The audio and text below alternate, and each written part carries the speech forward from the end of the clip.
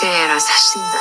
조선의 운명을 건 요리 대결이 펼쳐집니다. 사신단이 무려 3명의 셰프를 데리고 와 왕 앞에 도전장을 내밀었는데요. 그 순간 유나가 자신 있게 말합니다. 기대해라 사신단.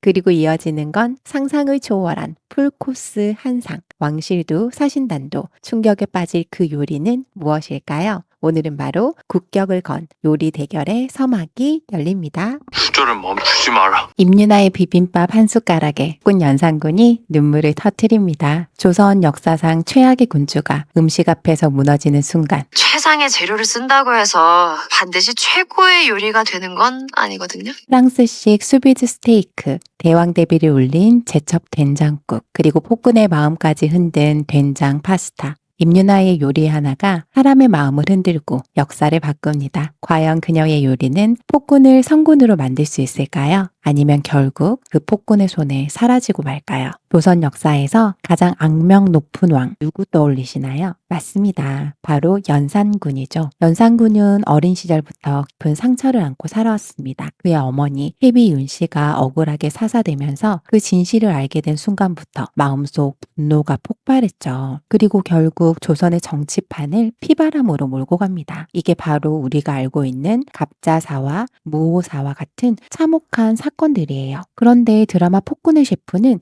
이 잔혹한 폭군의 이야기를 전혀 다르게 풀어갑니다. 연산군의 앞에 미래에서 온 한 명의 셰프가 나타났거든요. 그 셰프가 바로 임윤아가 연기하는 연지영입니다. 그 중에서 지영은 이렇게 말하죠. 최상의 재료를 쓴다고 해서 반드시 최고의 요리가 되는 건 아니라고. 이 대사는 단순히 요리에 대한 말이 아니라 연산군의 인생과도 묘하게 겹쳐집니다. 왕이라는 최고의 지위를 가졌지만 그 안에 담긴 건 어머니의 죽음으로 얼룩진 상처뿐이었으니까요. 1화의 명장면 기억하시나요? 일금이랑 함께 만든 비빔밥 한 그릇. 연산군은 처음엔 비웃었죠. 하지만 배가 고픈 나머지 한 입 먹고 매워서 캑캑 기침하던 장면 기억하세요? 아직 조선시대에 고추장이 널리 쓰이지 않아 맵찔이었던 거죠. 하지만 두 번째 숟가락을 입에 넣고 환상의 맛을 맛보며 옛 어머니가 기억나죠. 단순한 매운맛의 눈물이 아니라 어머니가 먹여주던 밥 한 숟가락, 그 기억이 겹치면서 터져나온 눈물이었습니다. 여기서 우리는 역사 속 사실 하나를 떠올릴 수 있습니다. 연산군은 실제로도 어머니 패비윤 씨의 죽음을 뒤늦게 알게 된 후 그 분노로 사화를 일으켰다고 기록되어 있거든요. 폭군의 셰프는 그 트라우마를 음식과 연결해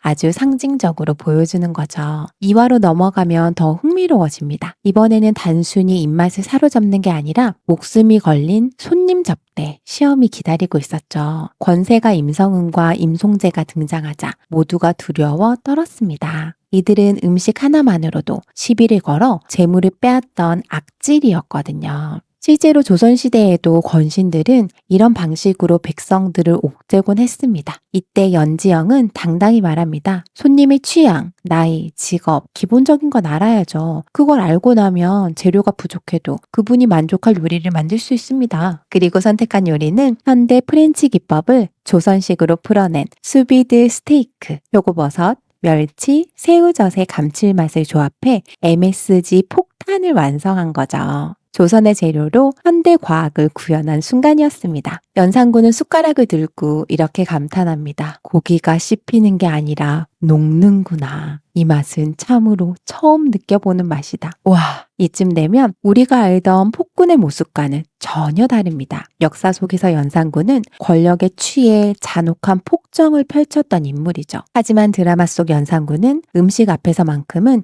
인간적인 모습으로 변하죠. 임윤아가 연기하는 연지영의 요리는 단순한 맛을 넘어 상처난 그의 내면을 건드리고 있었습니다. 자, 이렇게 1화와 2화의 흐름을 보면 벌써 알 수 있죠? 이 드라마가 단순히 요리 대결이 아니라는 것. 음식을 통해 사람의 마음을 움직이고 나아가 역사의 흐름까지 바꾸려는 서사라는 거예요. 과연 임윤아의 요리는 폭군 연산군을 어디까지 바꿔놓을 수 있을까요? 그리고 그녀가 가져온 망운록은 앞으로 역사를 어떻게 뒤흔들까요? 이제 이야기는 더 깊은 곳으로 들어갑니다. 조선 궁궐.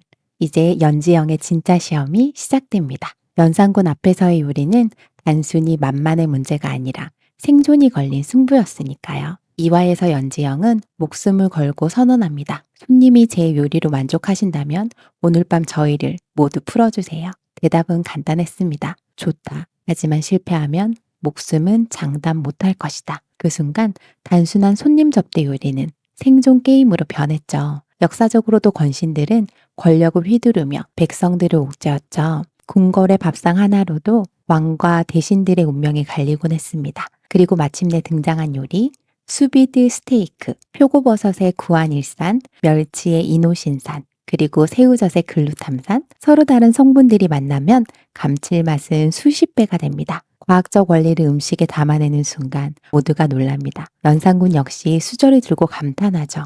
고기가 씹히는 게 아니라 녹는구나.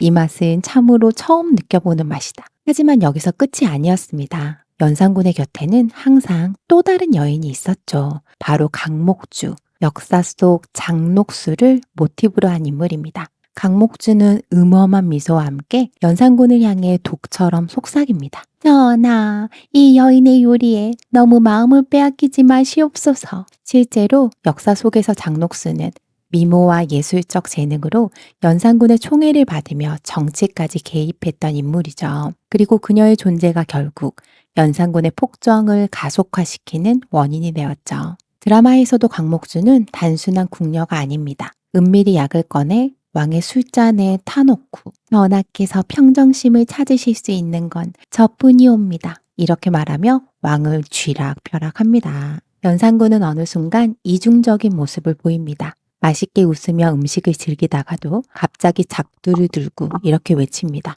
경합에서 진자의 팔은 잘라버리겠다.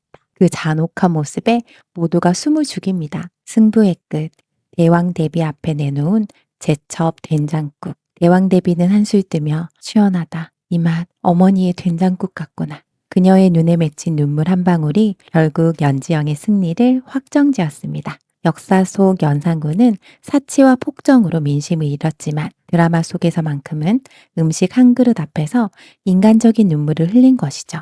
그리고 이 순간 새로운 긴장이 싹틉니다. 중국 사신단이 조선을 방문하고 그들과의 요리 대결이 예고되면서 궁궐 전체가 흔들리기 시작할 거예요. 조선의 국격을 걸고 벌어질 요리 경합, 그리고 그 속에서 점점 깊어져가는 연산군과 연지영의 인연. 하지만 강목주의 눈빛은 점점 더 매서워지고 있었습니다. 그녀의 질투와 음모가 언제 폭발할지 알 수 없는 상황. 드라마 폭군의 셰프. 이제 진짜 이야기는 여기서부터 시작됩니다. 명나라 사신단이 조선을 방문했습니다. 이들은 단순히 교류가 아니라 조선의 국격을 시험하려는 속내를 숨기고 있었습니다. 이번에 함께한 숙수가 무려 3명이요. 조선의 수락관이 감히 우리와 겨룰 수 있겠는가? 궁궐은 일순간 긴장감에 휩싸입니다. 그러나 지영의 눈빛은 흔들리지 않습니다. 기대해라 사신단.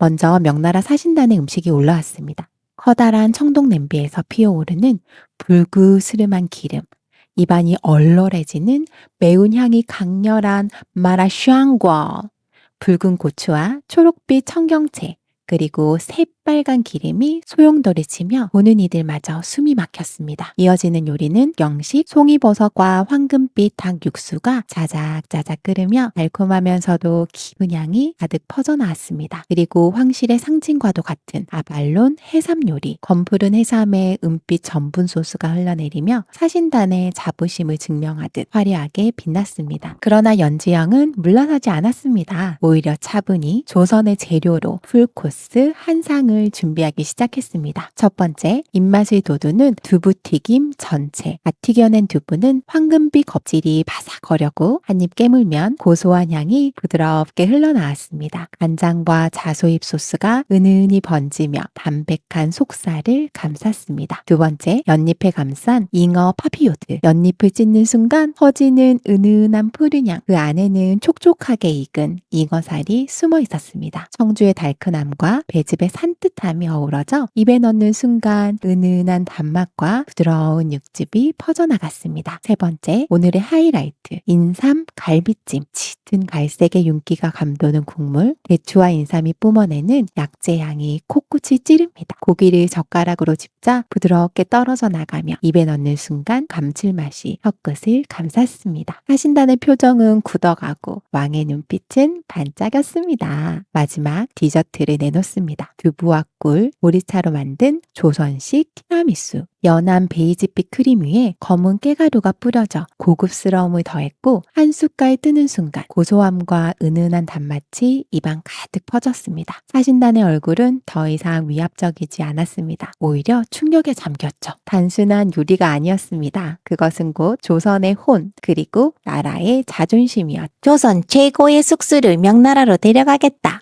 사신단의 말이 떨어진 순간 궁궐은 숨조차 쉴 수 없을 만큼 얼어붙었습니다. 강목주와 제산대군의 음모 속에서 또다시 피바람이 몰아치게 될까요? 다음화에서는 드디어 명나라 사신단의 요리 경합이 펼쳐집니다. 한쪽에서는 화려한 산의 진미가 쏟아지고 다른 한쪽에서는 평범한 재료로 승부를 거는 지형, 그리고 그 속에서 드러날 새로운 운명까지 이 모든 게 궁금하시다면 구독과 좋아요 부탁드립니다.